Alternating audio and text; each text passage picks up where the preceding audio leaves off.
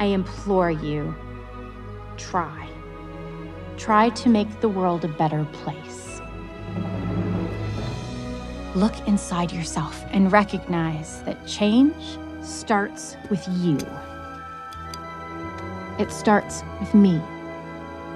It starts with all of us.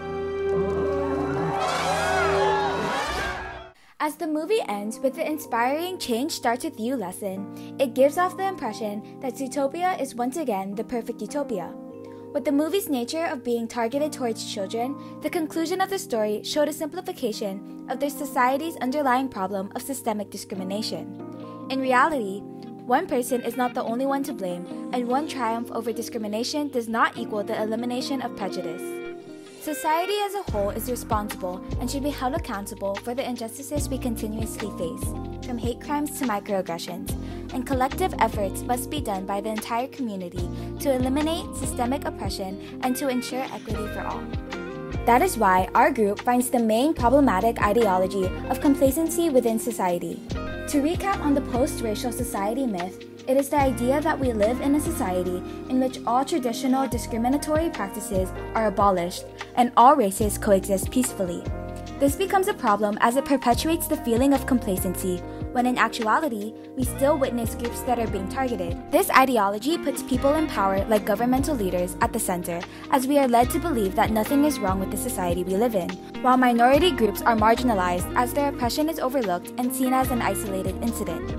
Zootopia ends the same way it begins, with the false idea that animals are no longer bound to the stereotypes of predator and prey, with no real action put into making society a better place.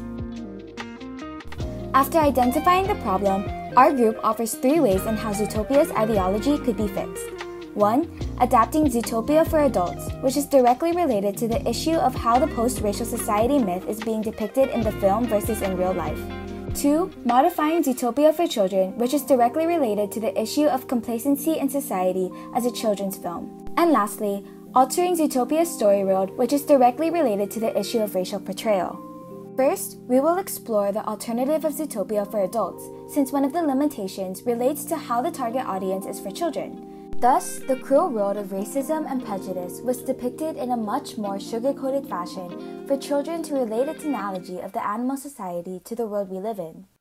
The real world, however, is not as forgiving and as easily changeable as Zootopia makes it out to be. It's a dog-eat-dog world out there, and imposing a false depiction of the perfect reality as a placebo may end up giving children the wrong impression of life in the long run. So, what if we made Zootopia as a film for adults? One major change is to add on to the subtext by showing overtelling. At the beginning of the film, we are introduced to the history of Zootopia through a school play. Judy simply skips over the entire backstory of how predator and prey came together by saying they evolved. To understand Zootopia in the present, we must fully understand the past. Even at young ages, we are introduced to the history of our country, including the bloody parts of it. So this change is important, as even if it would not be kid-friendly, we will understand the root of the predator versus prey aggressions and see how and why it was overcome in the past. The narrative will also experience a change in genre, shifting from satirical crime comedy to a more cynical view of society. Judy's mission will change from a wild goose chase to focus on the problems within Zootopia, as it is a society dealing with internalized and underlying systemic racism. Although we witness Judy's struggles to become a cop, a realistic portrayal of her character would be that battered by racism and misogyny. With this change in the narrative, it shows that Zootopia is not the post-racial utopia where anyone can be anything. Another change would be to explore Nick's past in depth. Before meeting Judy, he was bullied because he was a predator and became the con artist that everyone expected a fox to be. As the movie focused on Judy's perspective as the weak prey, the movie should have also shown the counterpart of the racial profiling of the predator. With these perspectives, we will understand that the world is not simply black or white. We see the struggles of both sides as they continuously fight against their stereotypes or fall victim to it. Lastly, we would want to change the ending. Rather than focusing on Nick and Judy, we would instead show predators and prey in their normal lives after the incident, as there is bound to be lingering hate for the other species, and this would show that the story is not truly over. We could also entertain the thought of having Bellwether's plan succeed and have the antagonist win. With this, we replace the Disney happy ending with the realities of the cruel world where authority abuse is prevalent.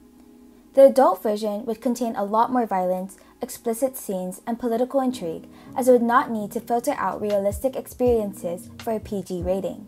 The uncensored version fixes the problematic ideology by showing the realities of society, emphasizing that one wanting to change the world isn't as simple or kid-friendly. We are not living in a post-racial society, even if the movie makes it out to be. It is not one person's sole responsibility to try to change. Rather, it is the responsibility of society to notice the problems, identify its roots, and make efforts to fix it. So you may still be saying, but it's a Disney film for children, so let's focus on an alternative in which we modify the plot instead, keeping its PG rating roots. Zootopia ends with the arrest of Bellwether, and society returns back to normal, leading to the happy ending Disney movies tend to have. Instead, we could modify the plot to show that life is not as clean and well organized as Prop's narrative structures. For instance, we offer 5 modifications to the plot. 1. Instead of the victims only being predators, we would include one prey among them to also have turned savage. This would show that the entire idea of the biological component is completely wrong. If one prey is among the victims, it would show how after the press conference scene, how the media still blows things out of proportion. We would want to see how the prey is sympathized with while the predators are completely disregarded, to show the audience that society is unfair and unforgiving, and how the media uses that to its advantage to spread more fear. Next, at the conclusion, there could be a sort of sacrifice, whether through death or serious injury of a character. This would show the audience that sacrifice is a serious condition of creating change. Additionally, we could show that the serum still exists and is being developed even after the events of the movie. This would show that even through hard work, there are still lingering circumstances and that evil is never truly gone, which is why we have to continue fighting for justice, and that we can never remain complacent. Fourth, we introduce Bellwether's reason why she wanted to create fear against predators in the first place, as the movie simply glosses over her reason and reduces it to say she wants control. We could show her backstory of her growing up being taken advantage of as a prey to reveal the roots of her hatred.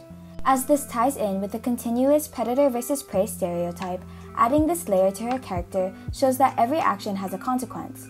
We want to show that these problems of society are not isolated incidences, but a series of connected and tangled occurrences. Lastly, we would introduce character redemption of a person in power. We pointed out that the post-racial society myth benefits people in power, as if there is complacency within society, there is no need for them to act. The movie ended with both Mayor Lionheart and Vice Mayor Bellwether arrested, and we get no clear conclusions for their characters. We would change this by introducing the next leader of Zootopia expressing their ideals or having one of the previous leaders to show remorse for what they have done. We want to show that authoritative figures must take accountability for their actions. Although change is inspired by citizens, we want to show that the actual fixing of society starts from the higher-ups that are in charge of policymaking. This alternative is more sensitive to the polyphony of all animal species outside the main characters. These additions to the plot keep to its roots but introduce realism. As the city of Zootopia can be taken as an analogy of the world we live in, we want to show that society is composed of many layers. Keeping the young target audience in mind, we recognize children as the next generation that will someday lead society, and we want to show them the problems of society rather than having it as implicit tones. After looking at different ways to alter the plot garnered towards adult and kid audiences, lastly, we will explore a change in Zootopia world building. As we witness the diverse city of Zootopia, we realize that the movie only consists of mammals, as we saw no fish, birds, amphibians, or reptiles present. So, why is this small detail important in pointing out the post-racial society myth? Zootopia claims to be a civilization in which all animals live together in harmony, but that is clearly not the case, as non-mammal species are completely excluded. Of course, we never get a full background of the city's history, as even the predator versus prey history was completely skipped over. But entire minority species are just disregarded for the film, exposing how Zootopia mainly creates the divide between two categories. To address this, we offer 3 alternatives. 1. To add a complete history of how Zootopia came to be, spanning across centuries to show all animal types living together and to see how mammals came to be the prevailing society. 2. To include the non-mammal species in their own ecologies to show that they are actually part of society and not just completely left out. And 3. To change Judy's mission from the disappearance of predators to uncovering Zootopia's possibly dark past and questioning the complacency of society as a whole. Through these changes, this could unearth the stable society that Zootopia presents itself to be. Although the movie could remain the same and keep its essence as a crime comedy, it will expose the truths of society, going beyond predator versus prey and opening the world to show how all species interact with one another. This development in world building could also expose how hierarchies are established and how racism is nurtured into becoming a social phenomenon. To recap, we offered 3 different alternatives to address how Zootopia could fix its problematic ideology of showing complacency within society. 1. An adult version in which we are more honest with kids about how society works. 2. A modified kids version that adds more depth and reason behind motives. And lastly, a change in story world for a more inclusive animal society to reveal how the post-racial society myth came to be through the establishment of hierarchies. When we first analyzed Zootopia, we were able to grasp the inspiring message that stereotypes do not define who we are and what we can be. But as we studied the different ideologies, we noticed that the movie promotes complacency in society, making it seem that stereotypes are normal and change is easy and simple. This leaves us thinking that we live in a post-racist society just because we do not witness acts of prejudice and discrimination ourselves. In reality, we have never seen the end of systemic oppression, for it continues to take on many forms. In the context of the United States, the past systems of slavery of African Americans and segregation may have been dismantled. However, the presence of police brutality and racial profiling has continued to rise. Even recently with COVID-19, there has been a rise in hate crimes towards Asians and Pacific Islanders. In the local context of the Philippines, though Western colonizers are not immediately present, their impact on Filipino mindsets are still prevalent, and how Filipinos associate beauty and higher social standing with lighter skin. Systematic change is not as easy as Zootopia makes it out to be, but like how Judy and Nick fought for change, individuals can also strive towards creating a better society, possibly influencing the people around them, and slowly growing a collective effort to dismantle oppressive systems. But it takes the work of everyone being willing to call out unjust systems and treatment. As we end this project and this class, we leave with the intent to inspire change and enact change in others. As we enter our future careers and will meet new people along the way, we hope that equality and equity as humans is valued first and foremost.